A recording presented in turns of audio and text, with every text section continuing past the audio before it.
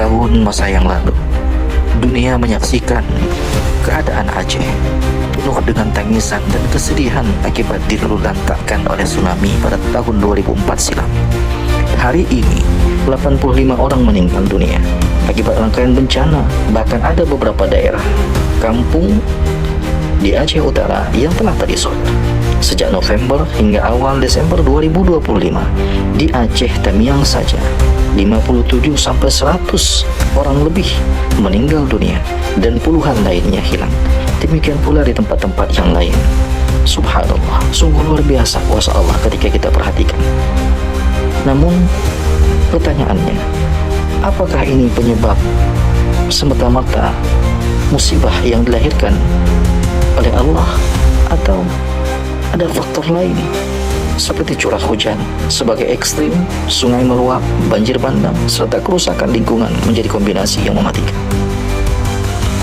Apakah ini murni bencana alam, ataukah ada peran manusia yang kita abaikan? Allah Subhanahu wa Ta'ala juga telah berfirman, yang artinya, telah nampak kerusakan di darat dan di laut disebabkan oleh perbuatan tangan manusia, agar Allah merasakan kepada mereka sebagian akibat perbuatan mereka, supaya mereka itu kembali kepadanya.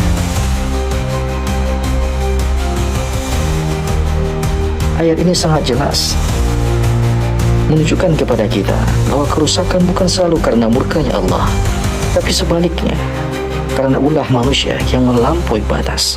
Dan Allah memberi teguran, sebuah peringatan agar manusia kembali ke jalan yang benar. Di samping itu, Allah juga menyatakan, musibah apapun itu yang menimpa kalian, pastinya adalah karena perbuatan tangan kalian sendiri. Dan Allah memaafkan sebagian besar daripada kesalahan itu. Seandainya Allah membalas seluruh kesalahan manusia secara langsung, maka tidak ada satupun negeri yang akan selamat. Musibah adalah peringatan, bukan kehancuran total. Kemudian kita juga dapat memperhatikan, di satu sisi Allah juga memberikan keringanan kepada kita. Di satu sisi Allah memberikan pernyataan yang sangat akurat kepada kita. Sehingga dalam ayat yang lain Allah menyatakan, sesungguhnya Allah memerintahkan kalian untuk menyampaikan amanah kepada yang berhak. Ketika kebijakan pengorbanan alam mengabaikan keselamatan rakyat menguntungkan segelintir orang, maka itu bukan sekedar kesalahan teknis, tetapi pengkhianatan daripada amanah di hadapan Allah Subhanahu wa Ta'ala.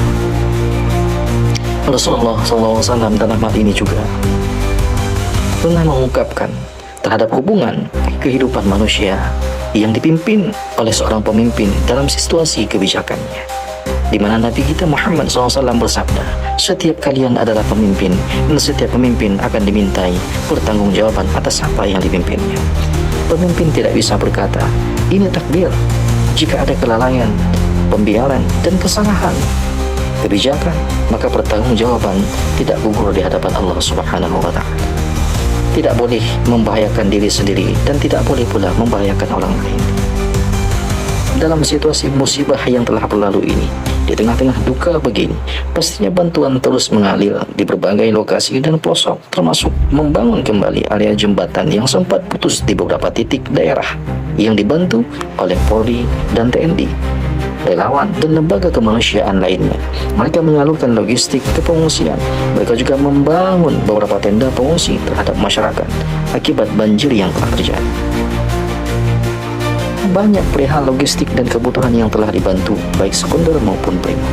Namun dalam masa hampir 1 bulan lebih ini, situasi tersebut belum ada kepastian secara mutlak akan menyeluruh. Sumatera, khususnya daerah Aceh, sangat butuh solidaritas manusia sebagai bentuk keberlangsungan hidup dengan kepastian dan kejelasan. Artinya apa? Tidak dijadikan sebagai objek atau wisata untuk mereduksi kepribadian mereka, para elit ataupun para politik.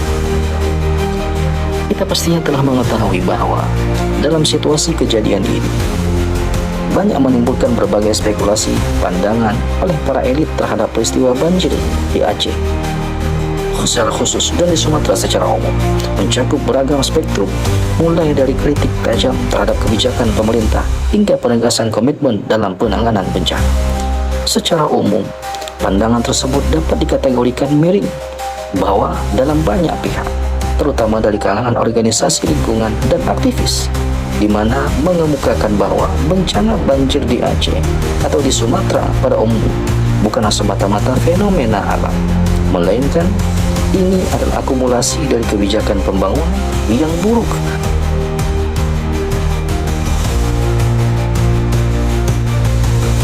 Dalam hal ini, Wahana Lingkungan Hidup Indonesia mengatakan bahwa banjir longsor merupakan bukti nyata adanya pengkhianatan struktural elit dalam menjaga keseimbangan alam, menyoroti peran mengambil kebijakan dalam masalah ini. Kemudian oleh beberapa pengamat sosial politik juga menilai bahwa para elit politik lokal telah gagal dalam manajemen bencana dan penegakan hukum terkait lingkungan yang berkontribusi pada kerentanan wilayah terhadap banjir. Ketika situasi seperti sekarang ini telah terjadi, lantas apa respon dan komitmen pemerintah? Pihak pemerintah daerah dan pusat di sisi lain menekankan upaya penanganan dan komitmen untuk membantu korban. Pemerintah Aceh menegaskan komitmennya untuk penanganan banjir secara komprehensif, mencakup bantuan darurat, rehabilitasi, dan rekonstruksi.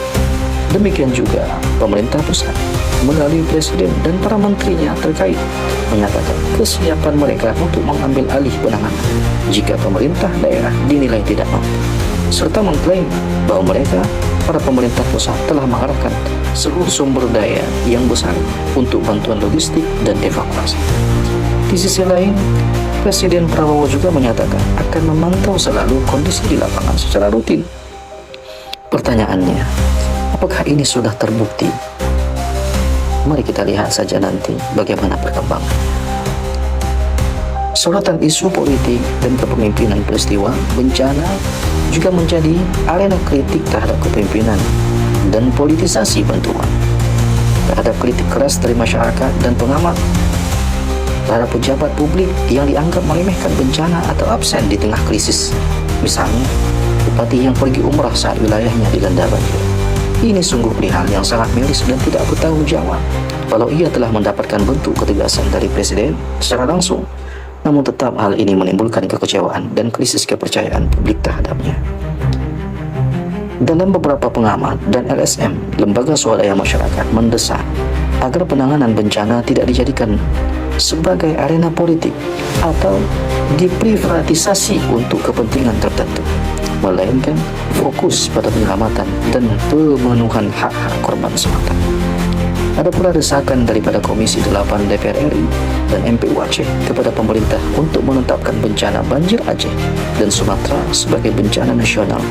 Tujuannya ialah untuk dapat mengoptimalkan semua bantuan agar lebih terstruktur dan menyeluruh secara mutlak.